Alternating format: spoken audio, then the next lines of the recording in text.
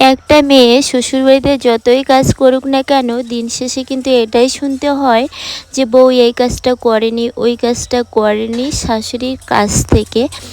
আর যদি শ্বশুর ভালো হলো তো ভালো, আর কিছু কিছু শ্বশুর কিন্তু এরকম আছে যে বউ ও শাশুড়ি কি করছে তাদের মাঝখানে কিন্তু নাক মানে বাড়িয়ে দেয়, তাদের নাকটা একটু বড় হয় তো তার জন্য।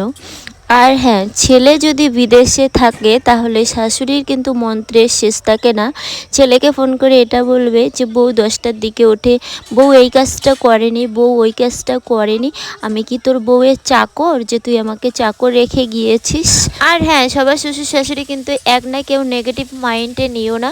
তো 15 দিন কিন্তু আমি ছিলাম বাবার বাড়িতে। বাড়িতে এসে মনে হচ্ছে যে আমি ইট ভাটা থেকে আসলাম, গ্যাস ট্যাস সব ছাতা ধরে একদম একাকার হয়ে আছে। আর এদিকে আমি কিন্তু সকাল সকাল ভাবছিলাম পাস্তা, মারাও সবাই রুটি বানিয়ে খেয়ে নিয়েছে, তো যেহেতু আমি রুটি খাই না তাই সকালে আমি পাস্তা বানিয়েছি। তো এইদিকে বসিয়েছি আলু সিদ্ধ আর হচ্ছে কি বলে ছোলা ডিম, মাছের ডিম নিয়ে আসছে, মাছের ডিম দিয়ে রান্না হবে আজকে, আমাকেই রান্না করতে হবে। হ্যাঁ, আর অনেকেই কিন্তু আমাকে বলে যে দি ভাই তুমি এত কিছু করতে পারো, সব কিছু মনের জোরে। হ্যাঁ, আমরা নারী, আমরা কিন্তু সব পারি, আর তেমনি কিন্তু আমি